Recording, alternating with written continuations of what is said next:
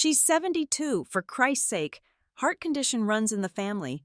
Dad went the same way. It would be completely natural. The plate slipped from my fingers and crashed to the kitchen floor, the sound echoing through my house like a gunshot. My son's voice stopped abruptly from the living room. Then I heard him say, "I have to go. We'll finish this later." I knelt down, gathering the broken ceramic pieces, my hands trembling uncontrollably. I wasn't supposed to hear that. I wasn't supposed to know that my own son, my Cameron, was discussing my death as if it were a business transaction. When he returned to the kitchen, his face showed concern, but his eyes were calculating something I couldn't fathom. "Mom, are you okay?" he asked, kneeling beside me. For a moment, he looked like the little boy who used to help me bake cookies on Sunday afternoons. The boy who'd cry if he found an injured bird, who'd sleep with his bedroom door open because he was afraid of the dark. My boy. But that moment passed quickly. "Just clumsy," I managed to say. "Getting old, I suppose. Here, let me help." He began picking up ceramic shards with his manicured hands that used to be perpetually dirty from digging in our backyard. When had they become so clean, so careful? "Cameron," I said, keeping my voice steady. "What did the doctors say about heart conditions being hereditary?" He went very still. "What do you mean? During Dad's, when we were dealing with his health issues, I don't remember anyone mentioning hereditary risks." "Oh," he resumed picking up ceramic shards. "Just something I read online. You know how health websites are. Everything's connected to everything else. But William hadn't died of a heart attack. William had died of a stroke, and Cameron knew that as well as I did." That night, after Cameron left with promises to call soon and suggestions that I should take better care of myself, I sat in William's old armchair and tried to make sense of what I'd heard. The worn leather still held the shape of my husband's body, even 2 years after his death. I ran my fingers along the armrest, where the leather had been polished smooth by years of William's nervous habit of rubbing his thumb back and forth while he read. "What would you do, William?" I whispered to the empty room. "What would you do if you heard our son planning something terrible?" The grandfather clock in the hallway chimed 11 times. Outside, the Sacramento night was quiet, except for the occasional passing car. In this neighborhood where we'd raised our family, where we'd planned to grow old together, I now sat alone contemplating the unthinkable. It was nearly midnight when I heard the soft tapping at my kitchen door. 3 quick raps, then a pause, then 2 more.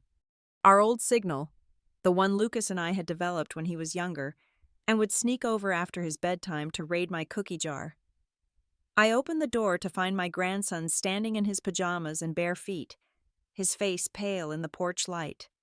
"Lucas, sweetheart, what are you doing here?" He looked over his shoulder toward his house 2 blocks away, then stepped inside quickly. At 9 years old, Lucas had William's thoughtful eyes and my stubborn chin. He was the light in our family's gathering darkness, the reason I still baked cookies every Sunday and kept his favorite books on the shelf in the guest room. "Grandma Teresa, I need to tell you something. About Dad." I knelt down to his eye level, my knees protesting the sudden movement. "What is it, honey?" His voice was barely a whisper. "I think Dad wants to hurt you." The words hit me like a physical blow. "Lucas, why would you say that?" "I heard him talking to Mom tonight, after he got home from dinner. They were in their bedroom, but the vent connects to my room." His young face was creased with worry. "Dad said something about insurance money, and Mom said you were getting too old to handle your own affairs." I pulled him into my arms, feeling how small and fragile he was. "What else did you hear?" "Dad said the medicine thing didn't work fast enough, that they needed a different plan." Lucas pulled back to look at me. "Grandma, what medicine are you sick?" I wasn't sick. I wasn't taking any new medications. But 3 months ago, Cameron had insisted on organizing my prescription bottles, claiming I was getting confused about dosages. "Lucas," I said slowly, "I need you to listen very carefully. Can you do that?" He nodded solemnly. I need you to be extra careful around your parents for a while, and if you ever feel scared or unsafe, you come straight here. Okay, use our signal, anytime, day or night. Are you going to call the police? The question hung in the air between us.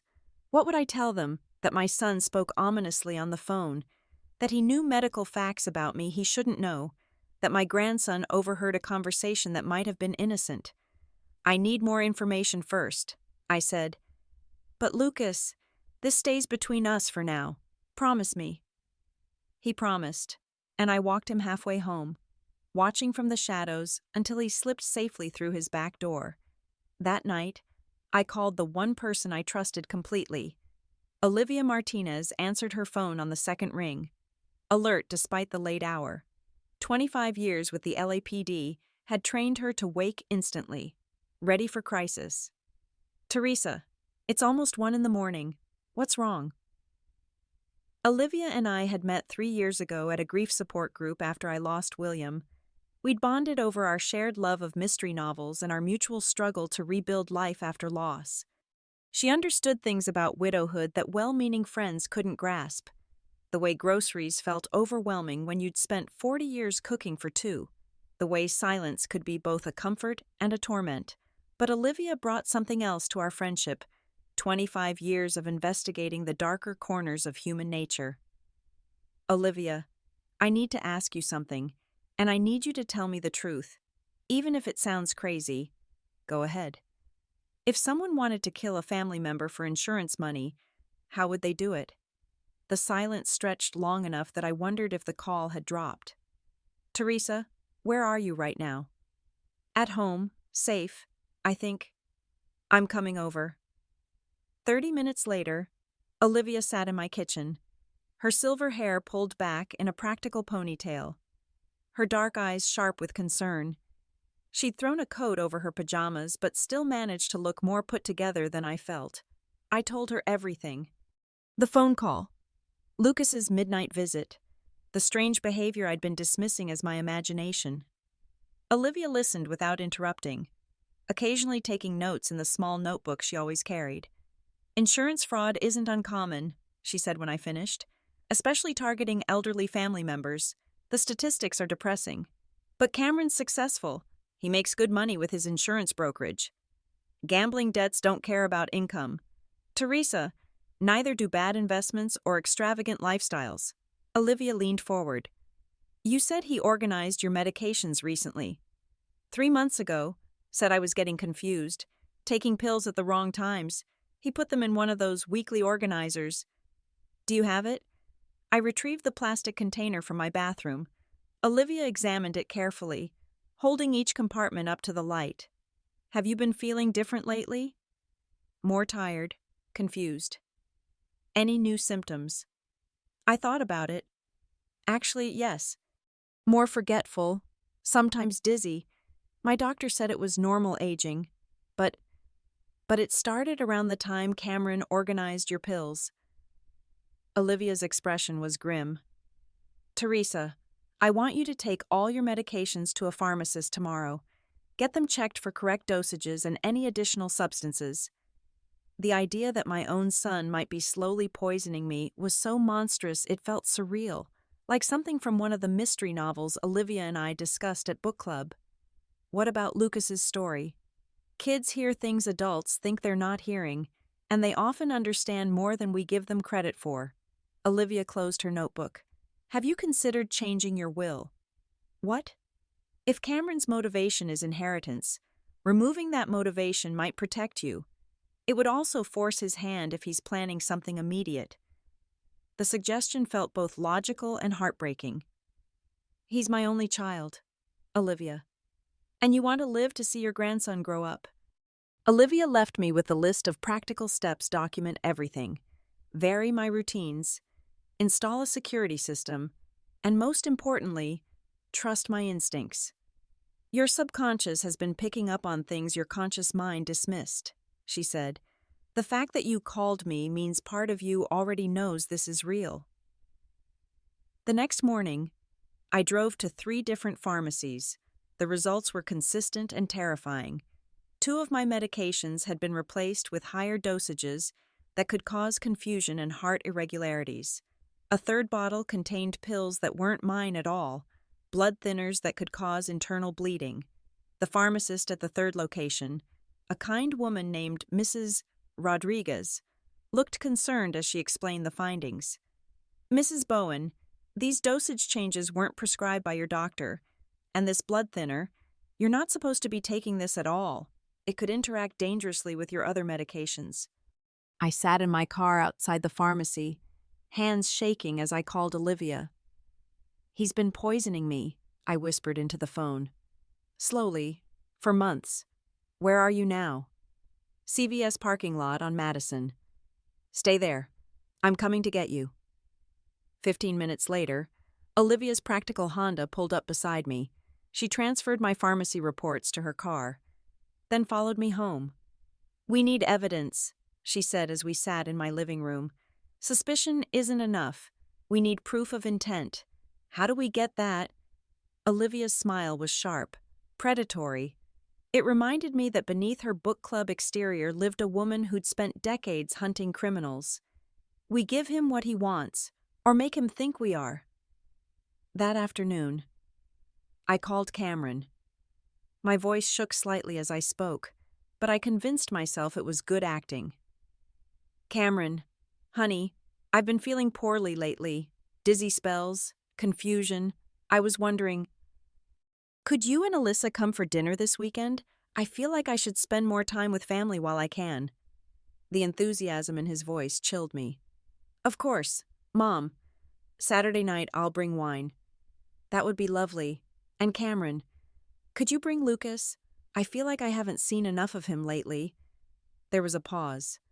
Actually, Mom, we were thinking this should be an adults-only evening. Lucas has got a sleepover anyway. The lie came so smoothly I wondered how many others he'd told. After hanging up, I sat in my quiet house and grieved for the son I thought I knew. The boy who'd brought me dandelions and called them flowers. The teenager who'd cried in my arms after his first heartbreak.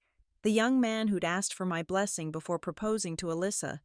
When had that person disappeared, or had he ever really existed at all Friday evening? Olivia arrived with a toolkit that would have impressed a professional surveillance team.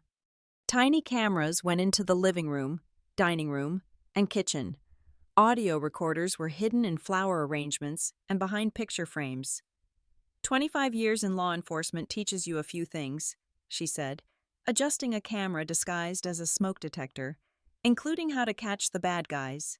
Even when the bad guy is my son. Olivia paused in her work. Teresa, can I tell you something about my husband's death? I nodded. Richard didn't die in a car accident like I told everyone. He was murdered, poisoned, by his business partner who wanted full control of their company and thought Richard was too trusting to see it coming. My hand flew to my throat. Olivia, I'm so sorry. I didn't know. Richard was like you. Couldn't believe someone he trusted would hurt him. By the time he accepted what was happening, it was too late. Olivia's eyes were bright with unshed tears. I won't let that happen to you. Saturday arrived gray and rainy. The kind of October evening that made you want to stay inside with tea and a good book. Instead, I was preparing what might be my last meal. I chose the menu carefully. Cameron's favorite pot roast. But I would prepare our plates separately in the kitchen. Whatever Cameron brought to drug me, he wouldn't have the chance to use it.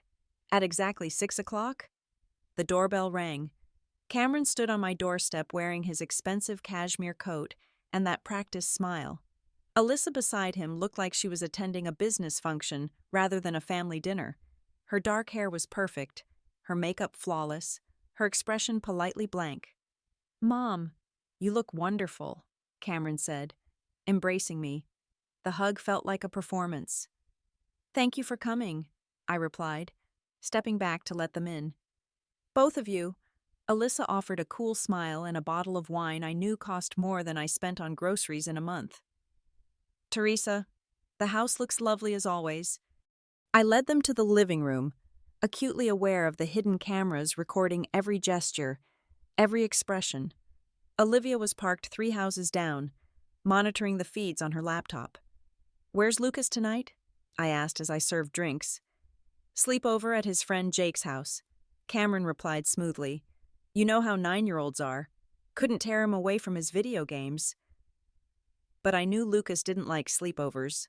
He was shy, preferred familiar surroundings. Another lie to add to the growing collection. Dinner conversation flowed with artificial ease. Alyssa talked about her yoga instructor. Cameron shared stories from work, carefully edited versions that made him sound successful and caring. I played my part, the dotty older woman grateful for company. "Actually," I said as I served dessert, "I've been thinking about the future lately, getting my affairs in order." Cameron's fork paused halfway to his mouth. "Oh, my will, insurance policies, that sort of thing. I know it's morbid, but at my age," I let the sentence trail off, watching his face. "Mom, you don't need to worry about that stuff right now," Cameron said. His voice was gentle, concerned. "You're healthy. You've got years ahead of you." I've been feeling so confused lately, forgetting things. Sometimes I wonder if I'm developing what your father had before his stroke." Cameron and Alyssa exchanged a quick glance. It lasted less than a second, but the hidden cameras caught it. "What kind of confusion?" Alyssa asked. Her tone was suddenly more interested. "Oh, silly things. Taking my medications at the wrong times, forgetting appointments. Yesterday I couldn't remember how to work the coffee maker. I played with my wedding ring, making myself look vulnerable. It's frightening, realizing your mind isn't what it used to be." "Maybe you should see a doctor," Cameron suggested. "Get some tests done." "I suppose, though I worry about being a burden." "On you and Lucas." I looked directly at Cameron. "I keep thinking about what would happen if something happened to me. Who would take care of things?" Cameron reached across the table and patted my hand. His touch felt cold. "Don't worry about that. Mom, I'll take care of everything. You know that." The caring son act was flawless. If I didn't know what I knew, I would have been comforted by his words, touched by his concern. "I brought something special for dessert," Cameron announced, producing a small container from his coat pocket. "Remember those chocolate truffles from that shop downtown? The ones you loved when Dad was alive?" I did remember. William and I had discovered the little chocolate shop during one of our anniversary dinners. We'd made it a tradition to buy a small box of truffles every year after that. "How thoughtful," I said, accepting the container. "Should we share them?" "Oh, these are just for you," Alyssa said quickly. "We're watching our figures." Cameron opened the box with a flourish. 6 perfect chocolate truffles nestled in gold paper cups. They looked exactly like the ones from the shop. But something felt wrong. The chocolates seemed slightly larger, the surfaces not quite as smooth as I remembered. "They're beautiful," I said, picking up one truffle. "Almost too pretty to eat." "Go ahead. Mom, life's too short not to enjoy the good things." I brought the chocolate halfway to my lips, then paused. "You know, I'm actually quite full from dinner. Would you mind if I saved these for later, maybe with my morning coffee?" Cameron's smile flickered, just for a moment, but long enough for me to see something ugly underneath. "Of course," he said, "whenever you like." I closed the box and set it aside, noting how Cameron's eyes followed the movement. We moved to the living room for coffee. Alyssa excused herself to use the bathroom, leaving Cameron and me alone. He seemed restless, checking his watch repeatedly. "Are you expecting someone?" I asked. "What? No, just... Alyssa has an early morning tomorrow. We should probably head home soon." But when Alyssa returned, she looked pale, shaky. "I don't feel well," she said, sinking into the armchair. Suddenly dizzy. Cameron was beside her in an instant. "What's wrong?" "I don't know. I feel confused, like the room is spinning." I watched this exchange with growing alarm. Alyssa's symptoms sounded exactly like what I'd been experiencing for months. "Should I call a doctor?" I asked. "No," Cameron said quickly. "She probably just needs to lie down. We should go home." But Alyssa's condition was deteriorating rapidly. Her words became slurred, her movements uncoordinated.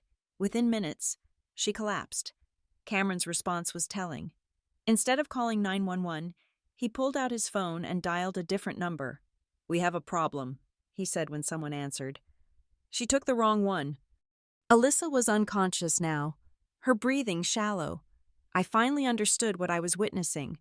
The chocolates hadn't been meant for later. Cameron had expected me to eat one during dinner. Alyssa, perhaps curious or hungry, had eaten one when she excused herself to the bathroom. She had accidentally poisoned herself with the dose intended for me. "Cameron," I said carefully, "we need to call an ambulance." He looked at me then, and I saw my son clearly for the first time in years. The mask of concern had slipped, revealing something cold and calculating underneath. "Actually, Mom, I don't think we do."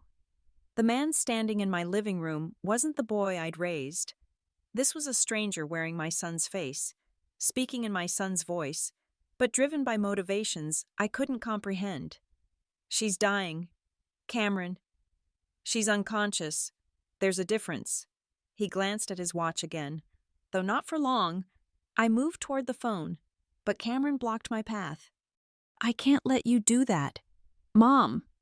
"Why?" The word came out as a whisper. "Because this was supposed to be simple. You eat the chocolate, have a heart attack, and everyone feels sad but unsurprised. Elderly woman, recent widowhood, declining health. No one asks questions." "How long?" I asked. "How long have you been planning this? Since Dad died and left you everything, do you have any idea what that house is worth? The investments, the life insurance payout you haven't even touched." Cameron's voice was conversational, as if we were discussing the weather. "Alyssa and I have expenses, Lucas's private school, the house payments, my business debts. We need that money now, not years from now when you finally die naturally." Alyssa stirred on the couch, mumbling incoherently. Cameron glanced at her with annoyance rather than concern. "The problem is," he continued, "you've always been stronger than you look. The medication adjustments should have caused a heart attack months ago. When that didn't work, we decided on something more direct. Cameron nodded toward his unconscious wife. "Alyssa's idea. Actually, she's very practical about these things." I felt sick, not just from fear, but from the complete destruction of everything I thought I knew about my family. "What about Lucas?" For the first time, Cameron looked uncomfortable. "Lucas will understand when he's older. This is for his benefit, too. You're going to tell your son that his grandmother died in front of you, and you did nothing to help. I'm going to tell my son that his grandmother had a heart attack and that I tried everything I could to save her." Cameron's voice hardened.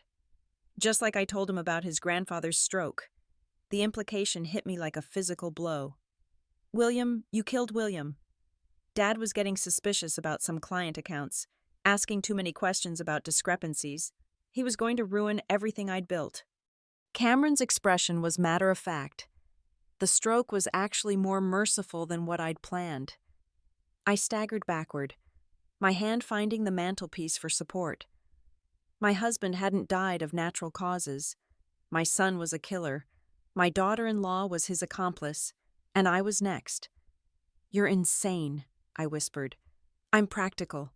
There's a difference." That's when the front door burst open. Olivia Martinez moved through my house like a force of nature. Gun drawn, eyes alert. Behind her came 2 uniformed police officers I didn't recognize. "Step away from her." "Cameron," Olivia commanded. Cameron turned toward the door, and for a moment looked genuinely surprised. Then his expression shifted to confusion. The concerned son act slipping back into place. "Thank God you're here," he said. "My mother called me, said Alyssa was having some kind of medical emergency. I think she might have had a stroke." It was a masterful performance. If I hadn't heard his confession moments earlier, I might have believed him myself. Olivia's eyes moved from Cameron to Alyssa's unconscious form to me. "Teresa, are you hurt?" "No," I managed. "But Alyssa, she ate one of the chocolates, the ones meant for me." One of the officers knelt beside Alyssa, checking her pulse and breathing. "We need an ambulance," he called out. "Already on the way," Olivia replied, never taking her eyes off Cameron. Along with a hazmat team to test those chocolates, Cameron's composure cracked slightly. "I don't understand what's happening here. My mother's been confused lately, possibly developing dementia. Sometimes she makes up stories. Like the story about you slowly poisoning her medications for 3 months," Olivia interrupted. "Or the story about you confessing to murdering your father." The blood drained from Cameron's face. You can't possibly." Olivia smiled without warmth. "Audio and video surveillance, Cameron. Every word, every expression, recorded and transmitted in real time to the district attorney's office." The paramedics arrived as Olivia was placing Cameron under arrest. They worked efficiently on Alyssa, starting an IV and preparing her for transport. One of them approached me with a gentle expression. "Ma'am, we'd like to check you out as well. Make sure you haven't been exposed to anything harmful." I nodded, suddenly feeling every one of my 72 years, as they took my blood pressure and asked questions about my recent health. I watched my son being handcuffed in my living room. He looked at me as the officers prepared to lead him away. "Mom, please, think about Lucas. This will destroy him." The manipulation was breathtaking, even facing arrest for murder. Cameron was trying to use my love for my grandson against me. "You should have thought about Lucas before you decided to kill his grandmother," I replied. After Cameron was taken away and Alyssa was rushed to the hospital, Olivia and I sat in my kitchen while crime scene technicians processed the evidence. The chocolate truffles were carefully packaged and labeled. The hidden cameras were reviewed and cataloged. My house had become a crime scene. "How long have you suspected?" I asked Olivia. "About Cameron specifically?" "Since you called me. But there's been a pattern for months. Elderly deaths that seemed natural but had suspicious circumstances, all connected to the same insurance company. Cameron's company." Olivia nodded. "Bowen and Associates. 3 other cases in the past year, all clients whose families suddenly came into substantial inheritances, all deaths that seemed medically plausible but statistically unlikely." The scope of what Olivia was describing made me dizzy. "How many people?" "We're still investigating. But Cameron wasn't working alone. This goes beyond just family members killing for inheritance. There's a network involved, people who specialize in making murder look like natural death." I thought about the phone call I'd overheard. Cameron talking to someone about timing and methods. Who was he talking to that night? "We're working on that. Phone records will tell us more. But Teresa," Olivia's expression was grave, "I need you to understand how much danger you're still in. If Cameron was part of a larger operation, they're going to see you as a threat." "What do you mean?" "You can identify voices, recognize patterns, testify about methods. You're a witness to their entire operation." Olivia leaned forward. "We need to get you somewhere safe while we round up the rest of the network." The idea of leaving my home, the sanctuary William and I had built together, felt impossible, but staying might be fatal. "What about Lucas?" "Lucas is going to need you alive more than he needs you close by," Olivia said gently. "His parents are both facing serious charges. You're all the family he has left." The next few hours passed in a blur of statements and paperwork. Alyssa was in intensive care, the doctors uncertain whether she would survive the poisoning. Cameron was being held without bail, charged with attempted murder and suspected in William's death, and somewhere in the chaos, I realized Lucas still didn't know what had happened. "I have to go to him," I told Olivia. "He's at a sleepover, but when he comes home tomorrow, the social workers will handle the notification. It's better coming from professionals. He's 9 years old. Olivia, his whole world just collapsed. He needs family, not strangers." Olivia studied my face for a long moment. "Okay, but we do this carefully, full protection detail, and Lucas comes with us to the safe house afterward." The drive to Lucas's friend's house felt surreal. Police escort, unmarked cars, the whole complicated dance of witness protection. I sat in the back seat and tried to figure out how to explain to a 9-year-old that his parents were killers. The Hendersons were kind people who'd hosted Lucas before. Mrs. Henderson opened the door with a smile that faded when she saw the police officers behind me. "Teresa, is everything all right? I need to speak with Lucas. There's been a family emergency." Lucas appeared in the hallway, still in his pajamas, his face bright with excitement about his sleepover. When he saw my expression, his smile disappeared. "Grandma Teresa, what's wrong?" I knelt down to his level, taking his small hands in mine. "Lucas, something very serious has happened. Your parents are in trouble with the police." His eyes widened. "What kind of trouble? How do you tell a child that his father is a murderer, that his mother helped plan his grandmother's death, that everything he believed about his family was a lie?" "The kind of trouble that means they can't come home for a while. Maybe a very long while." Lucas was quiet for a moment, processing this information with the serious concentration that made him seem older than his years. "Is this about what Dad was planning to do to you?" The question hit me like a physical blow. "What do you know about that? I heard them fighting last night. After Dad came home from dinner at your house, Mom was angry that something didn't work. Dad said they'd have to try something else." Lucas's voice was steady, but I could see fear in his eyes. "I was scared they were going to hurt you." "Oh, sweetheart." I pulled him into my arms. "They can't hurt me now. The police stopped them." "Are they going to jail?" "Yes, for a very long time." Lucas was quiet against my shoulder. Then, in a small voice, "Where will I live?" "With me. If you want to, we'll take care of each other."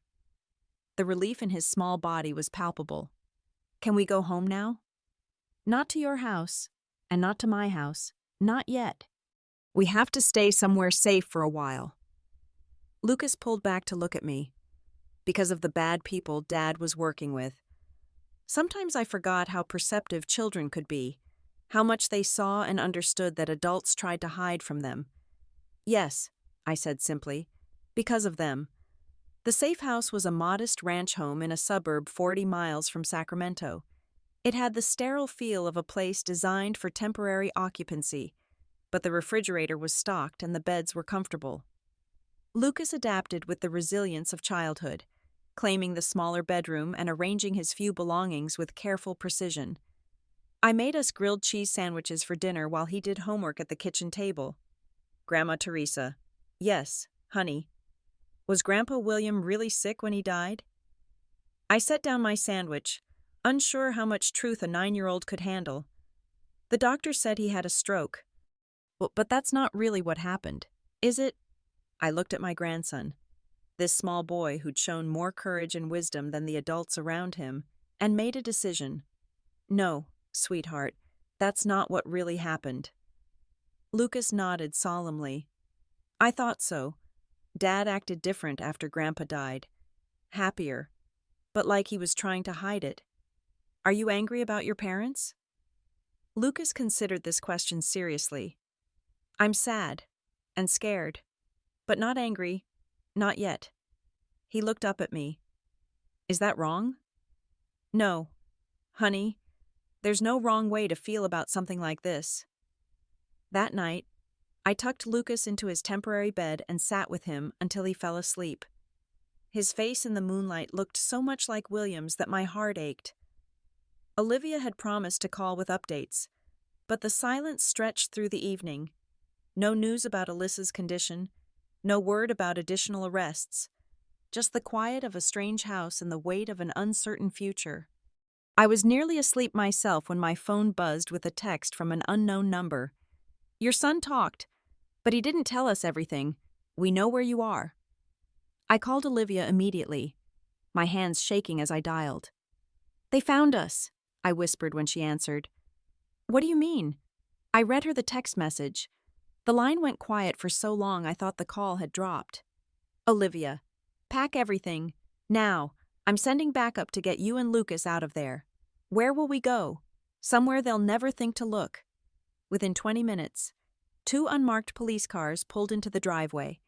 I woke Lucas gently, helping him gather his belongings while officers swept the house for any signs of surveillance or intrusion. "Did the bad people find us?" Lucas asked, clutching his backpack. "They tried to," I said, "but we're too smart for them." The new safe house was actually Olivia's own cabin, deep in the Sierra Nevada mountains. She'd bought it after her husband's death, a place to retreat when the world felt too dangerous and unpredictable. "No digital footprint," she explained as we drove through winding mountain roads. "Paid for in cash, utilities under an alias, no internet connection. If they find us here, it means they have resources we haven't accounted for." The cabin was rustic but comfortable, with a stone fireplace and windows that looked out over endless pine forests. Lucas was enchanted by the wildlife deer that grazed in the small meadow, squirrels that chattered from the trees, a family of raccoons that visited the garbage cans each evening. For 3 days, we lived in peaceful isolation. I taught Lucas to play chess using an old wooden set Olivia had found in a thrift store.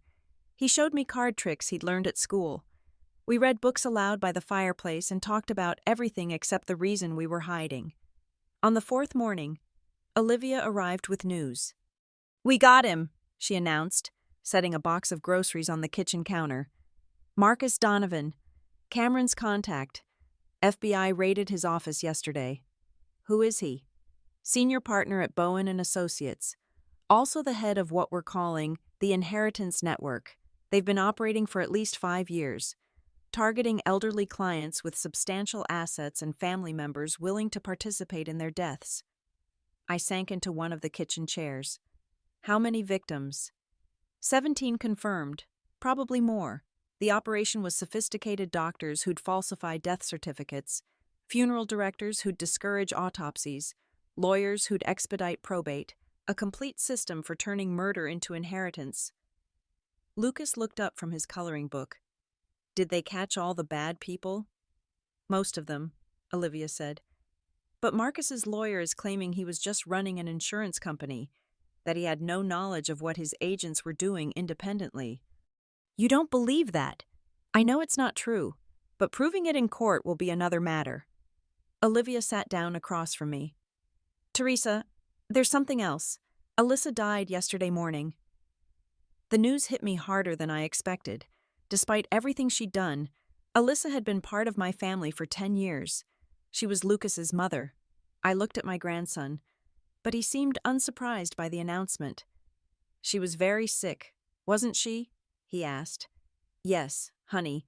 The medicine that was supposed to hurt Grandma Teresa made her very sick instead." Lucas nodded solemnly and returned to his coloring, but I noticed his hand trembled slightly as he gripped the crayon. "What happens now?" I asked Olivia. "Marcus's trial starts in 6 weeks. Cameron will testify against him in exchange for a reduced sentence, life in prison instead of death penalty. Your testimony will be crucial to corroborating Cameron's account." The thought of facing Marcus Donovan in a courtroom filled me with dread, but it also stirred something else, a fierce determination to see justice done for William, for Alyssa, for all the victims who died, so that greedy relatives could inherit their money. What about the others, the doctors, the lawyers?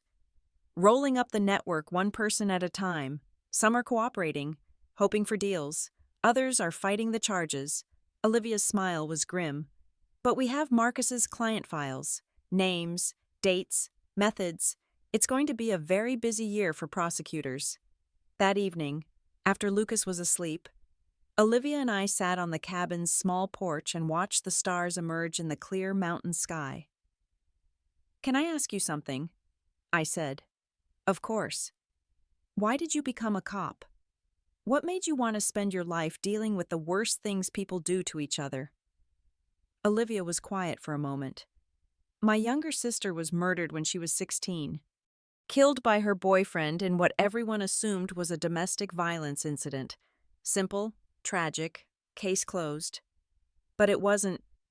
The boyfriend was part of a group that targeted teenage girls from wealthy families. They'd get the girls to change their wills or access trust funds, then eliminate them, made it look like abuse or suicide or accident." Olivia's voice was steady, but I heard old pain underneath. Nobody investigated because domestic violence was so common. Who would suspect a larger conspiracy? Like what Marcus was doing. Exactly like what Marcus was doing, taking advantage of people's assumptions about familiar tragedies. Olivia turned to look at me. I became a cop because I never wanted another family to go through what mine did. Never wanted another victim dismissed because their death seemed too ordinary to question. Is that why you helped me? Even though you were retired? I helped you because you reminded me of my sister.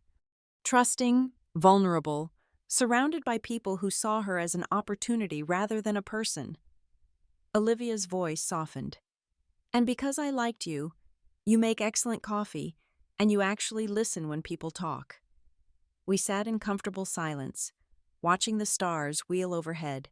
Tomorrow we would return to the world of lawyers and courtrooms and justice pursued through bureaucracy. But tonight, we were just two women who'd survived things they shouldn't have had to survive. Finding peace in the mountains and each other's company. Marcus Donovan was nothing like I'd imagined. I'd pictured some kind of movie villain, slick, menacing, obviously evil. But the man who sat at the defendant's table looked ordinary, even pleasant, middle-aged, with thinning salt and pepper hair and wire-rimmed glasses. He wore an expensive but conservative suit and occasionally leaned over to whisper something to his equally expensive attorney. If I'd met him at a dinner party, I might have found him charming, trustworthy, just like William had found him trustworthy when they'd worked together. 6 weeks had passed since that night in my living room. 6 weeks of police statements and prosecutors' interviews. 6 weeks of living in temporary housing with Lucas, waiting for the authorities to declare it safe for us to return home. Sofia Garcia, the lead prosecutor, had spent hours preparing me for today. Just tell the truth, she'd said. You don't need to embellish or dramatize. The facts are damning enough. Now, as I walked to the witness stand, I felt the weight of all those facts pressing down on me. I was testifying not just about my own near-death experience, but about William's murder, about the systematic targeting of elderly clients, about the calculated way Marcus Donovan had exploited family relationships for profit. Mrs. Bowen, could you please tell the court how you know the defendant? Sophia asked after I was sworn in. I looked directly at Marcus. He was my husband's business partner. They founded Bowen and Associates together 20 years ago. And how would you describe their relationship? William trusted him completely. They were friends. Our families celebrated holidays together. I paused, remembering Christmas dinners and summer barbecues. Marcus was a pallbearer at William's funeral. Mrs. Bowen, when did you first suspect something was wrong with your son Cameron's behavior? For the next hour, I recounted everything. The phone call I'd overheard, Lucas's midnight warning, the tampered medications, the chocolate truffles meant to kill me that had killed Alyssa instead, Cameron's confession that he had murdered William at Marcus's direction. Throughout my testimony, Marcus Donovan watched me with an expression I couldn't quite read. Not anger, not fear, something closer to a professional assessment, as if he were evaluating how I'd managed to evade his carefully planned system. When Sophia finished her questions, Marcus's attorney stood up. Thomas Brennan was tall and lean, with the practiced smoothness of someone who charged $800 an hour. Mrs. Bowen, you've given us quite a dramatic story, he said, but I'd like to clarify a few points. You claim to have overheard your son making incriminating statements on the phone. Did you see who he was speaking to? No. So you have no first-hand knowledge that it was my client on the other end of that call. Cameron confessed that Marcus had directed him to kill William. That's first-hand knowledge. Brennan smiled thinly. Your son was also confessing to attempting to murder you. Wouldn't it be in his interest to shift blame elsewhere? Objection, Sophia called. Argumentative. Sustained, the judge replied. Brennan changed tactics. Mrs. Bowen, you've suffered some health issues recently. Correct confusion. Memory problems. I understood what he was doing. Those symptoms were caused by the medications Cameron was tampering with. Once I stopped taking them, the symptoms disappeared. But you can't prove that Mr. Donovan had anything to do with that tampering. Can you? I can prove that he ran a business that specialized in helping family members inherit by eliminating elderly relatives. I can prove that my husband died after questioning financial irregularities in their company. I can prove that my son confessed to working with Marcus to commit murder. Brennan's smile tightened. Mrs. Bowen, do you harbor resentment toward Mr. Donovan for his business success? For the fact that he continued the company after your husband's death? Before I could answer, Sophia was on her feet. Objection relevance. I'm establishing potential bias, Your Honor. I'll allow it, but tread carefully. Mr. Brennan, I looked directly at Marcus Donovan. I never resented his success. I resented that he murdered my husband to achieve it. I resented that he corrupted my son. I resented that 17 other families lost loved ones because of his greed. I kept my voice steady. That's not bias. Mr. Brennan, that's justice. After I finished testifying, I joined Olivia in the gallery. Lucas was staying with a court-appointed guardian during the trial days, attending a temporary school and meeting with a therapist specializing in childhood trauma. You did well, Olivia whispered. Very well. He doesn't look worried, I said, glancing at Marcus. He's been getting away with murder for years. He thinks he's untouchable. Olivia squeezed my hand. But Cameron's testifying tomorrow, and the forensic evidence is overwhelming. Will it be enough? It has to be. That night, back in our temporary apartment, I received a call from a number I didn't recognize. Against my better judgment, I answered. Mrs. Bowen, a smooth voice said. Marcus Donovan. My blood went cold. How did you get this number? I have resources, even now. His voice was calm, conversational. I wanted to tell you that I admire your resilience. Most people in your position wouldn't have survived. Is this some kind of threat? Not at all. Just a professional observation. You were smarter than we anticipated. Figure of speech. He paused. I also wanted to tell you that I genuinely liked William. His death wasn't personal. Rage flooded through me. You killed my husband for money. You tried to kill me for money. You corrupted my son, who killed his own wife by mistake. All of that feels very personal. Mr. Donovan, business and personal often overlap in unfortunate ways. His tone remained detached, almost philosophical. For what it's worth, I didn't expect Cameron to target you so directly. We prefer more elegant methods. I'm recording this call, I lied. For the prosecution, Marcus chuckled. No, you're not. But it doesn't matter. Nothing I've said is admissible or incriminating. I simply wanted to satisfy my curiosity about the woman who brought down my operation. I'll see you in court tomorrow. Indeed you will. Sleep well. Mrs. Bowen. After he hung up, I called Olivia in a panic. She arrived within minutes, bringing a police technician who swept the apartment for listening devices and traced the call. Burner phone, she said grimly. Probably already destroyed, but this is good news, in a way.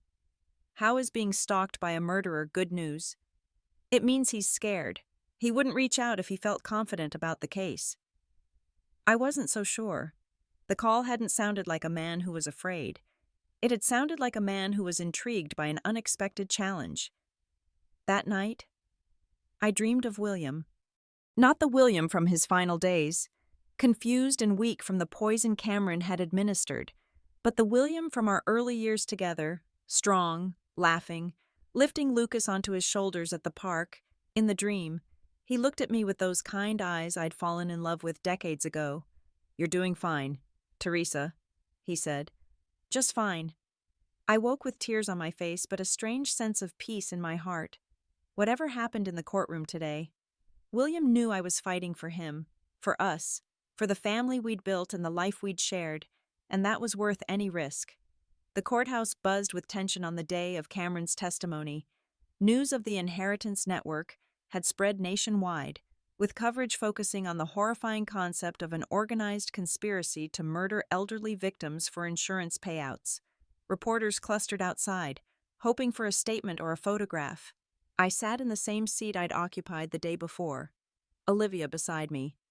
My hands trembled slightly, and I clasped them tightly in my lap.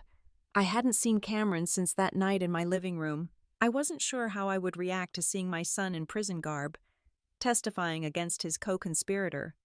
"You don't have to stay for this," Olivia whispered. "No one would blame you if you stepped out." "I need to hear it," I replied. "All of it." When they brought Cameron in, I barely recognized him. 6 weeks in county jail had transformed him. The confident, polished insurance executive was gone. In his place was a hollow-eyed man who looked a decade older than his 45 years. His once perfect hair had grown out, revealing early gray at the temples. The orange jumpsuit hung loosely on his frame. As he was led to the witness stand, his eyes scanned the courtroom. When he spotted me, he froze momentarily, his expression unreadable. Then the bailiff directed him forward, and the moment passed. Sofia Garcia approached him after he was sworn in. "Mr. Bowen, could you please describe your relationship with the defendant, Marcus Donovan?" Cameron cleared his throat. "He's my business partner. He founded Bowen and Associates with my father 20 years ago. After my father died, Marcus became the senior partner, and I was promoted to junior partner." "And could you describe the nature of your firm's business?" "Officially, we provide life insurance and estate planning services to high-net-worth clients." Cameron's voice was flat, rehearsed. "Unofficially, we identified clients with significant assets and family members who might be open to expediting their inheritance." "Could you explain what you mean by expediting their inheritance?" Cameron looked directly at Marcus. "We help them murder their relatives for the insurance money." A murmur ran through the courtroom. Marcus Donovan's expression didn't change, but I saw his attorney stiffen slightly. "Mr. Bowen, how many clients participated in this scheme?" 23 families over 5 years, 17 deaths, 6 attempts that didn't succeed for various reasons. "And what was your role in this operation?" Cameron's gaze dropped to his hands. "I identified potential clients, usually adult children of wealthy parents or grandparents, people with financial troubles, gambling debts, expensive lifestyles they couldn't maintain. I'd approach them carefully, suggest creative solutions to their financial problems. What happened if they were receptive? I'd introduce them to Marcus. He'd explain the process, the timeline, the methods. He had medical contacts who could provide untraceable substances. He had a funeral director who would discourage autopsies. He had a network of professionals to ensure everything looked natural." "And what was your compensation for these services?" 20% of the insurance payout, split between Marcus and me." Sophia paused, letting this information sink in. "Mr. Bowen, did you participate in this scheme personally?" Cameron nodded. "Yes, with my father, William Bowen." My breath caught in my throat. Even though I'd known this was coming, hearing him say it aloud was devastating. "Could you tell the court what happened?" "My father discovered financial irregularities in the company accounts. He was planning to conduct a full audit, which would have exposed the side business. Marcus told me we needed to handle the situation." Cameron's voice wavered slightly. "He provided a substance that mimicked the effects of a stroke when administered over time. I added it to my father's blood pressure medication." "And did anyone else know about this plan?" "My wife, Alyssa. She helped me organize the medications." "And after your father's death, did you attempt a similar plan with your mother?" "Teresa Bowen." Cameron nodded again. "Yes. After my father died, my mother inherited everything: the house, investments, his life insurance payout, approximately $2 million. Alyssa and I were having financial difficulties. The housing market crashed, my investment portfolio was underwater, and Lucas's private school tuition was increasing. So you decided to murder your mother for her money." Cameron flinched at the bluntness of the question. "Yes, we started by tampering with her medications. When that didn't work quickly enough, we planned something more direct, using chocolates laced with a fast-acting poison." "And what happened then?" "Alyssa accidentally consumed one of the chocolates meant for my mother. She collapsed, and I called Marcus for advice. That's when the police arrived." For the next hour, Cameron detailed the inner workings of the inheritance network. He named doctors, lawyers, funeral directors, and accountants who had participated. He described the coded language they used, the payment methods, the techniques for avoiding detection throughout his testimony. Marcus Donovan sat impassively, occasionally whispering to his attorney. Finally, Sophia asked, "Mr. Bowen, why are you testifying today?" Cameron looked at me for the first time since his testimony began. "Because I want a chance to see my son grow up, even if it's from prison, and because," he hesitated, "because I owe my mother the truth." When Sophia finished, Thomas Brennan approached for cross-examination. His strategy was immediately clear: portray Cameron as the mastermind and Marcus as an unwitting participant. "Mr. Bowen, isn't it true that you approached Mr. Donovan with the idea for this network, not the other way around?" "No. Marcus had already helped 2 other families before he suggested it to me." "And yet you have no proof of that. Do you? No recordings, no documents naming Mr. Donovan as the originator. The client files. The client files show legitimate insurance transactions." Brennan interrupted. "Nothing more. Just your word against his." Cameron's face tightened. Marcus was careful. He always is. But he slipped up once, after my father died. He sent me an email about the successful resolution of the Williams situation and the need to proceed with Phase 2. The FBI recovered it from his deleted files. This was new information. I looked at Olivia in surprise. She nodded slightly, confirming Cameron's claim. Brennan recovered quickly. "Mr. Bowen, you're testifying in exchange for avoiding the death penalty, correct?" "Yes." "So you have every motivation to implicate Mr. Donovan, regardless of his actual involvement." "I have no reason to lie about this. I've admitted to killing my father and attempting to kill my mother. I've lost my wife, my freedom, and my son." "What would be the point of falsely accusing Marcus?" "Perhaps to avoid taking full responsibility for your actions. Perhaps to provide the prosecution with the mastermind they so desperately want." Brennan's voice was smooth, reasonable. "Isn't it possible that you're the real architect of this scheme, Mr. Bowen, and that you're trying to save yourself by offering up Mr. Donovan?" Cameron looked directly at Marcus. "No, it's not possible." No further questions. As Cameron was led from the courtroom, he glanced at me one last time. His expression was a complex mixture of regret, shame, and something else I couldn't quite identify. Then he was gone, back to his cell to await sentencing. "He did well," Olivia murmured. "The email is a critical piece of evidence. Why didn't you tell me about it?" "We only recovered it yesterday. The FBI cyber team has been working around the clock." The trial continued for another week. Medical experts testified about the substances found in the chocolate truffles and in my tampered medications. Forensic accountants detailed the money trail between Marcus Donovan and various co-conspirators. Former clients testified about their interactions with Cameron and Marcus, describing how they had been gradually led from legitimate estate planning to murder plots. Throughout it all, Marcus maintained his composure, occasionally shaking his head slightly at particularly damning testimony, but never showing real concern. On the final day of testimony, something unexpected happened. Dr. James Richardson, a medical examiner who had falsified death certificates for the network, was describing his involvement when he suddenly pointed directly at Marcus. "It wasn't just about the money," he said, departing from his prepared testimony. "Donovan enjoyed it. He collected mementos from each death, kept them in a special case in his office." Marcus's mask slipped for the first time. He half rose from his chair, his face darkening with rage, before his attorney pulled him back down. "What kind of mementos?" Sophia asked. "Small things, a piece of jewelry, a watch, a fountain pen." He called them his retirement fund. Dr. Richardson's voice shook slightly. "He made me participate in selecting the items, said it was important to mark each successful transition, as he called them." This revelation changed everything. What had been a cold, calculated financial scheme suddenly took on a more disturbing dimension. It wasn't just about money. There was something pathological about collecting trophies from victims.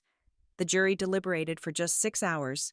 They returned with a verdict of guilty on all counts: 17 counts of first-degree murder, 6 counts of attempted murder, racketeering, conspiracy, fraud, and numerous other charges. Marcus Donovan was sentenced to life in prison without the possibility of parole, and the judge ordered his assets liquidated to provide restitution to the victims' families. As they led him from the courtroom, Marcus looked back at me. His mask of professional detachment had completely fallen away, revealing naked hatred. I met his gaze steadily, refusing to look away until he was out of sight. "It's over," Olivia said, squeezing my hand. Really over, but something in Marcus's expression made me doubt that. The look in his eyes hadn't been defeat, it had been promise. 2 days after the verdict, Olivia received a phone call that changed everything. She arrived at our temporary apartment with 2 FBI agents in tow, her expression grave. "Marcus Donovan had a fail-safe plan," she said without preamble. "There's been a security breach at the county jail. He managed to get a message out to associates who weren't arrested in the initial sweep." "What kind of message?" I asked, though I already suspected the answer. "A hit list. Names of everyone who testified against him. You and Lucas are at the top." The FBI agents explained that they'd intercepted communications between Marcus and an outside contact. The language was coded, but the intent was clear: eliminate witnesses before sentencing. "We need to move you immediately," one of the agents said. "New identities, new location, complete separation from your previous life." Witness protection. The words felt surreal on my tongue. "Yes, it's the only way to ensure your safety and Lucas's." I looked around the small apartment that had been our temporary home for the past 3 months. We'd already left behind my house, our possessions, our routines. Now we were being asked to leave behind our very identities. For how long? The agents exchanged glances.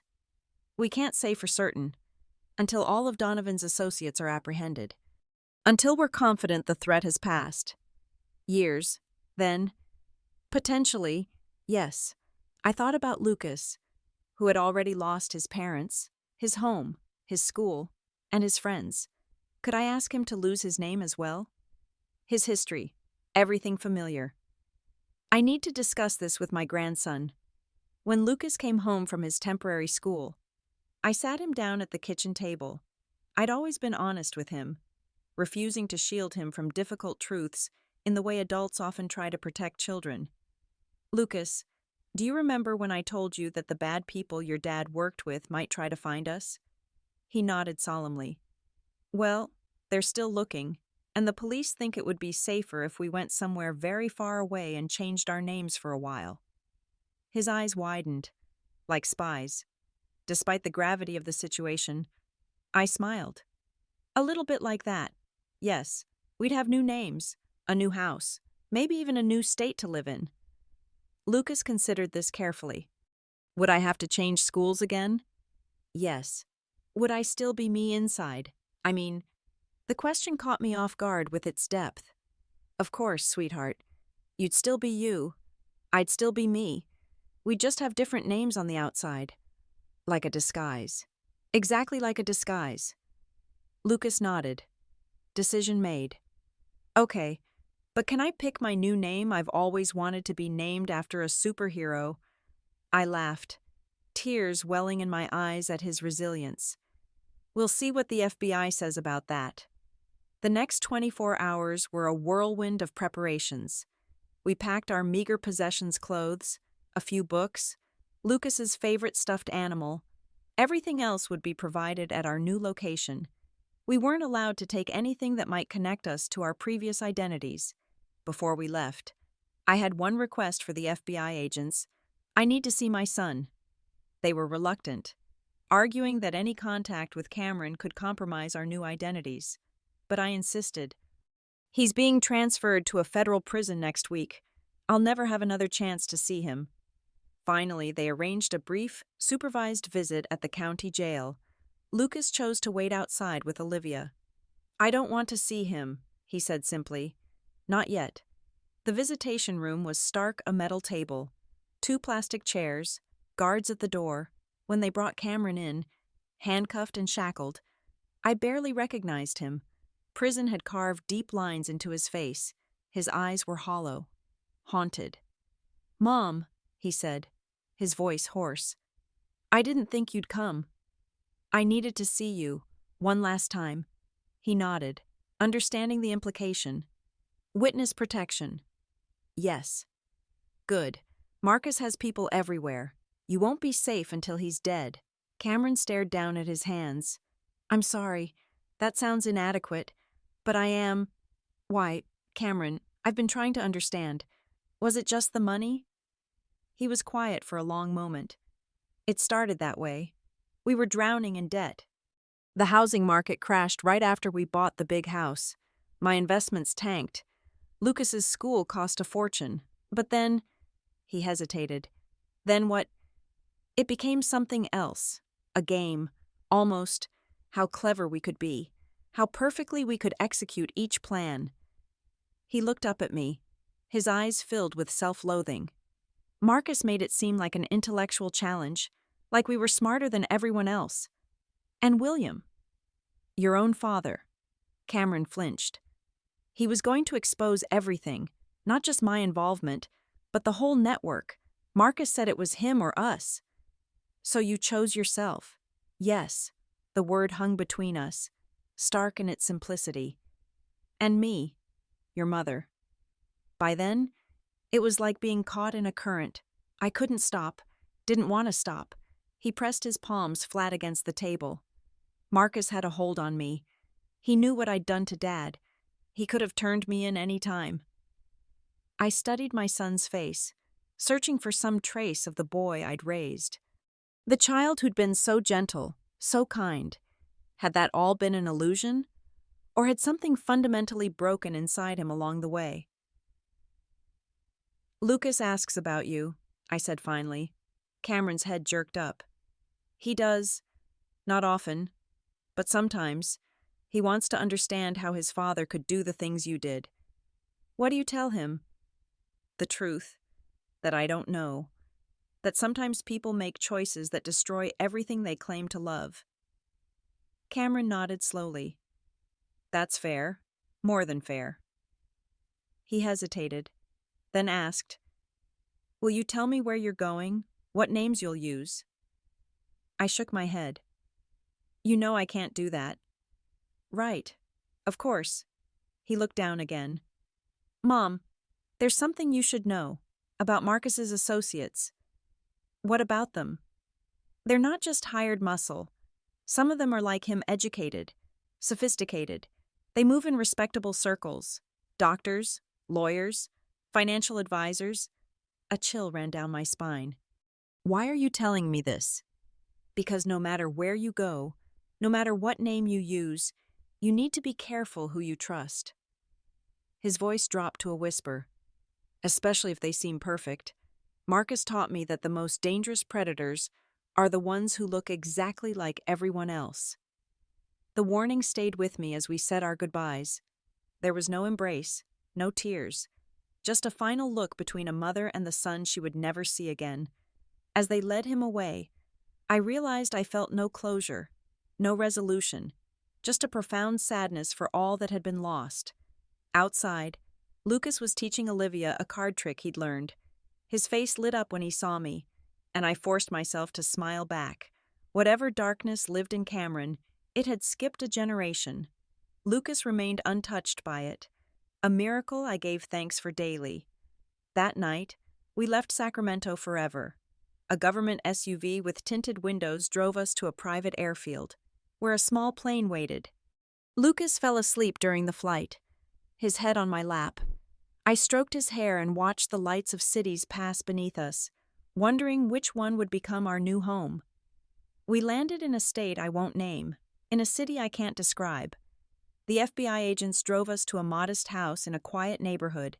It was furnished simply but comfortably, with children's books on the shelves and a basketball hoop in the driveway. "This is home now," one of the agents said, handing me a folder. "Inside you'll find your new identification, bank accounts, medical records, and employment information. Memorize everything, then destroy the paper copies. According to our new identities, I was Ellen Wilson, a retired librarian from Oregon. Lucas was my grandson, Peter Wilson, whose parents had died in a car accident. We had moved here for a fresh start after our tragedy. Before the agents left, they gave us burner phones with one number programmed in our handler, who would check in weekly and serve as our only connection to our former lives. "What about Olivia?" I asked. "Can she contact us?" "No direct contact," the agent replied, "but she can send messages through your handler if absolutely necessary." And with that, they were gone. Lucas and I stood in the doorway of our new home, strangers even to ourselves. "So I'm Peter now," Lucas said, testing out the name. "Not as cool as a superhero name, but okay, I guess." I smiled, wrapping an arm around his shoulders. "And I'm Ellen. We'll get used to it. Grandma Teresa." "Yes, Lucas, I mean. Peter. Are we going to be okay?" I looked down at my grandson's face, so serious and trusting. At 9 years old, he had already endured more than most people face in a lifetime, yet here he was, still capable of hope, still looking to me for reassurance. "Yes," I said with a certainty I didn't entirely feel. "We're going to be more than okay. We're going to build something new, something good." That night, as Lucas slept in his new bedroom, I sat on the unfamiliar porch and looked up at the stars. They were the same stars I'd seen from my home in Sacramento, from the cabin in the mountains, from every place I'd ever lived. Some constants remained, even when everything else changed. I thought about William, about the life we'd built together, about the son we'd raised who had betrayed us both so completely. I thought about Olivia, who had become a true friend in the midst of chaos. I thought about Marcus Donovan, whose shadow still stretched over our lives, despite prison walls and thousands of miles. And I thought about Cameron's warning. The most dangerous predators are the ones who look exactly like everyone else. In our new life, with our new names, I would remember that. I would teach Lucas to see beneath surfaces, to question perfect facades, to trust his instincts when something felt wrong. I would teach him what I had learned too late, that sometimes the greatest dangers come from those closest to us. But I would also teach him that betrayal isn't the end of the story, that it's possible to build something new from the ashes of destruction. That family is defined not by blood or by name, but by love and by choice. Tomorrow, Ellen and Peter would begin their new life. We would learn our neighborhood, meet our neighbors, establish our routines. We would plant a garden in the backyard, join the local library, find a chess club for Lucas. We would create memories to replace those that had been tainted. And somewhere in that process of reinvention, we might find healing. Not completion, some wounds never fully close, but a way forward. A future not defined by what we had lost, but by what we had saved. I lifted my face to the night sky, feeling the cool autumn air against my skin. "We're going to be okay. William," I whispered. "I promise." And for the first time in a very long time, I believed it might be true. 6 months into our new lives, Lucas, now firmly Peter in public, brought home a permission slip from school. "It's for a father-son camping trip," he explained, watching my face carefully. "But Mr. Reynolds said I could bring you instead, if I wanted to." "Do you want to go?" I asked. He shrugged, trying to appear casual, but I could see the longing in his eyes. "Maybe. Some of the other kids are going. Could be fun." I studied the form. A weekend camping trip in the nearby state park. Fishing, hiking, campfires, normal childhood experiences that had been in short supply lately. "I think it's a wonderful idea," I said, "though I'm not sure how good I'll be at putting up a tent." Peter grinned. "Mr. Reynolds said he'd help us. He's nice." Thomas Reynolds was Peter's science teacher, a gentle, soft-spoken man in his 50s who had taken a special interest in my grandson. He knew our cover story that Peter's parents had died in an accident and had gone out of his way to provide extra support.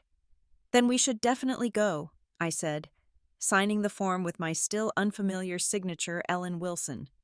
The camping trip marked a turning point for us, being outdoors, away from the constant vigilance of our new identities, felt like freedom.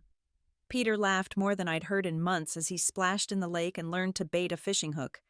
I found myself relaxing too, enjoying the simple pleasure of sitting by a campfire, wrapped in a blanket against the evening chill.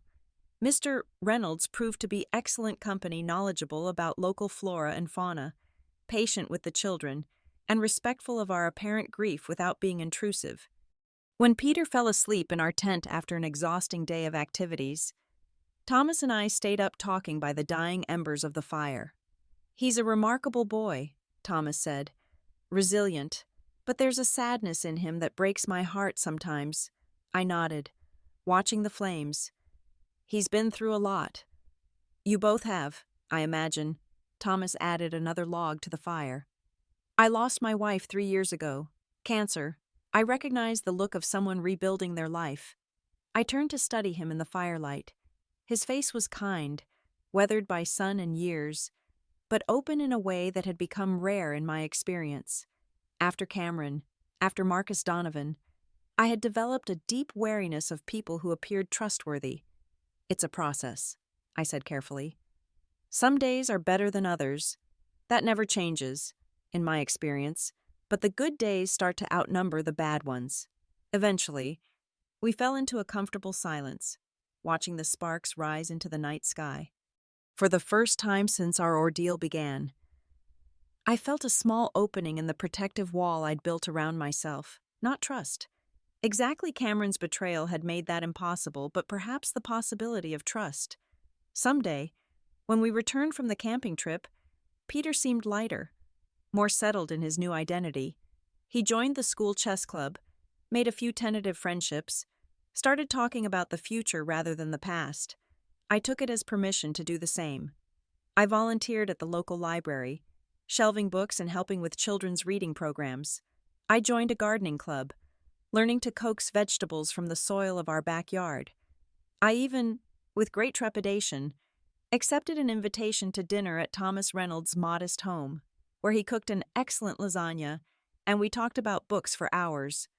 Life developed a rhythm, punctuated by weekly check-ins with our handler and the occasional piece of news from our old lives, carefully filtered through official channels.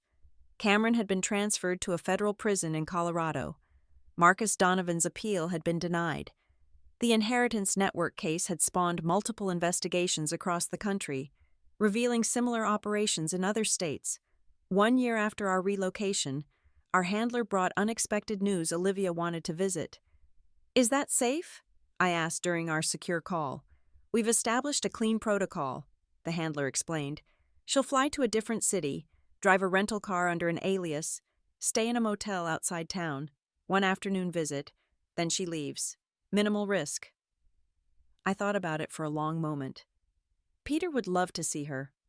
And so, on a warm spring afternoon, Olivia Martinez sat in our backyard, watching Peter demonstrate his improved chess skills.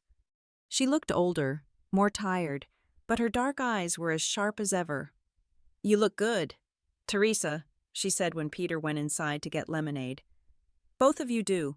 "Ellen," I corrected gently. "And thank you. We're adjusting. The case is still making waves. They've identified 38 similar deaths in 12 states that might be connected to offshoots of Donovan's network. The FBI has a task force dedicated to it now. And Marcus. Secure, maximum security, no chance of parole." Olivia hesitated.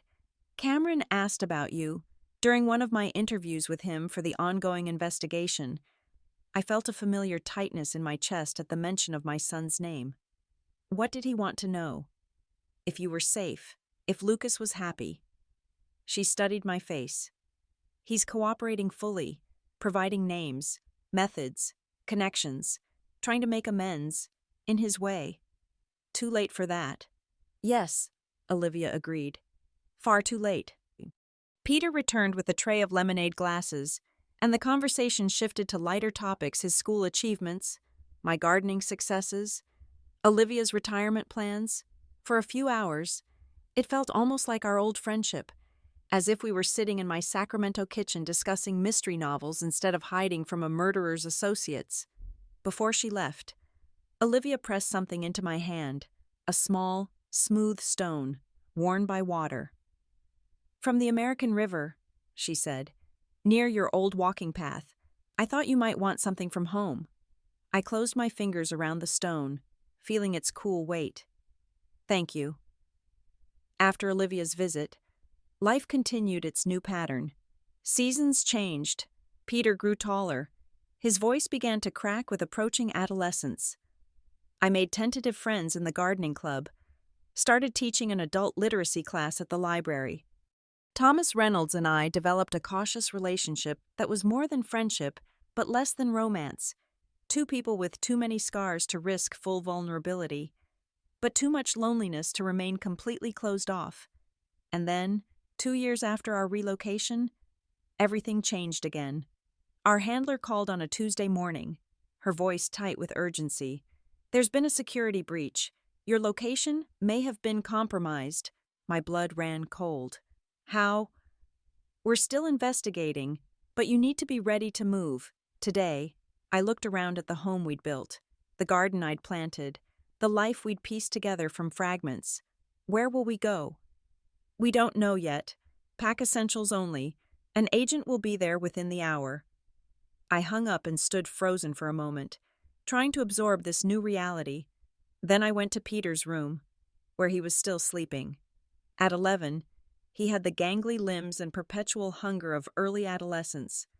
His face in sleep still held the innocence of childhood, though I knew the shadows that lived behind his eyes when he was awake. "Peter," I said softly, touching his shoulder, "we need to get up now." He blinked awake, instantly alert in the way that children of trauma often are. "What's wrong?" "We might have to leave. Pack a bag, just the essentials." He sat up, fully awake now. "Is it him, Marcus?" "I don't know. Maybe." Peter nodded, swinging his legs over the side of the bed. "I've been practicing for this. In my head. I knew it might happen." The simple statement broke my heart. While I'd been building a garden and making friends, my grandson had been mentally rehearsing our escape, preparing himself for the moment when everything would be taken away again. We packed quickly clothes, toiletries, a few cherished books. Peter carefully wrapped his chess set in a t-shirt and tucked it into his backpack. I slipped Olivia's Riverstone into my pocket. The agent who arrived was a woman I'd never seen before, with cropped gray hair and efficient movements. "Mrs. Wilson, Peter, I'm Agent Blackburn. We need to move you to a secure location while we assess the situation." "What happened?" I asked, as we loaded our bags into her unmarked car. "One of Donovan's former associates was arrested last week in connection with another case. During interrogation, he mentioned a plan to locate and eliminate key witnesses from the original trial. Your former name was on the list. But how would they find us? Our identities were completely changed." Agent Blackburn's expression was grim. "We're still investigating that, but we suspect there may have been a leak within the program." The words sent a chill through me. If we couldn't trust the very system designed to protect us, where could we be safe? We drove for hours, switching cars twice, always taking back roads and checking for tails. Peter stared out the window, silent and withdrawn. I reached over to squeeze his hand. "We'll be okay," I whispered. He nodded, but didn't look at me. "I liked our house and my school." "I know, sweetheart. I did too." "Will we get new names again?" "I don't know. Maybe." He was quiet for a long moment. I'm forgetting what it felt like to be Lucas. Sometimes I can't remember what our old house looked like.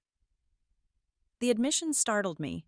I still thought of myself as Teresa Bowen, still dreamed of my Sacramento home, still caught myself nearly signing my real name sometimes.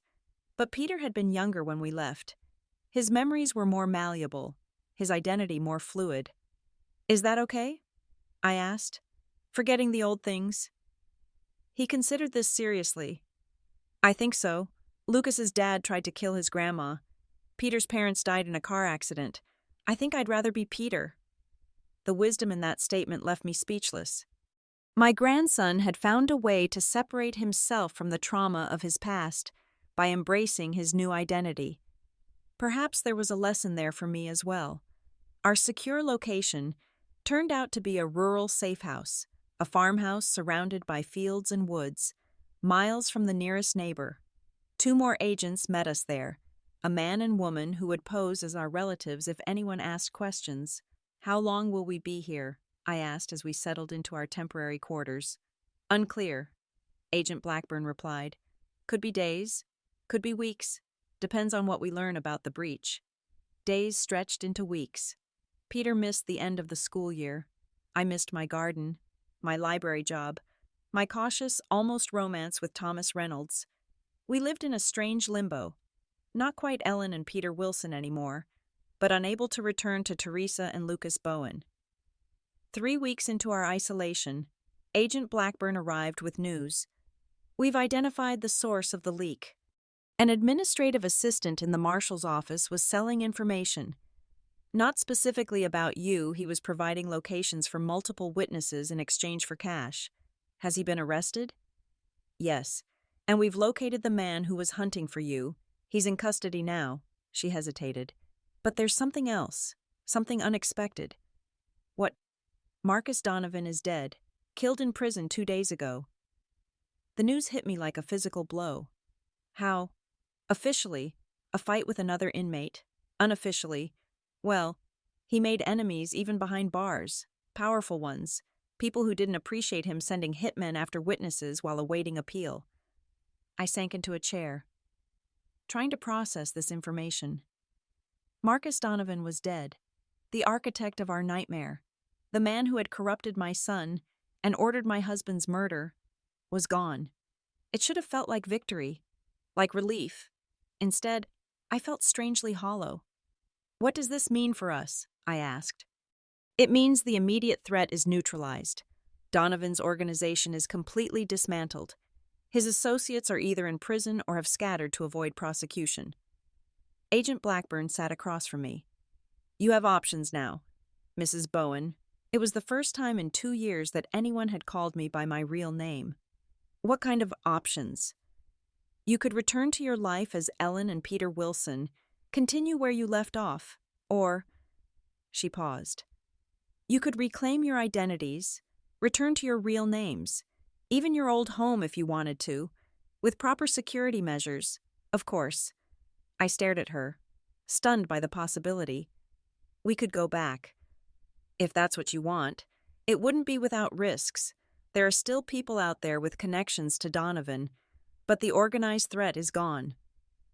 I thought about our house in Sacramento, filled with memories of William. I thought about Cameron, serving his life sentence in Colorado. I thought about the life we'd started to build as Ellen and Peter Wilson my garden, Peter's school, Thomas Reynolds and his kind eyes. "I need to discuss this with my grandson," I said. I found Peter by the pond behind the farmhouse, throwing stones into the water. At 11, he was on the cusp of adolescence, no longer the frightened 9-year-old who had warned me about his father's plans, but not yet a teenager. His face had thinned, losing its childish roundness, but his eyes were still William's eyes, thoughtful and kind. "Peter," I said, sitting beside him on the grass, "I need to talk to you about something important." He looked at me, instantly alert. "Are we moving again?" "That's what we need to discuss." I explained what Agent Blackburn had told me about the leak, about Marcus Donovan's death, about our options. We could go back to being Lucas and Teresa. We could even go back to Sacramento if we wanted to. Peter was quiet for a long time, throwing another stone into the pond and watching the ripples spread. "Do you want to go back?" The question caught me off guard. I'd been so focused on what would be best for him that I hadn't really considered what I wanted. "I don't know," I admitted. "Part of me misses our old life, the house your grandfather and I built together, my friends, the familiar places." I paused. "But we've built something new too, as Ellen and Peter. Something good." Peter nodded. "I liked being Peter. He has friends. He's good at chess. His teacher thinks he might be good enough for competitions someday. You could still do chess competitions as Lucas, I pointed out. But it wouldn't be the same. He looked up at me, his expression serious beyond his years.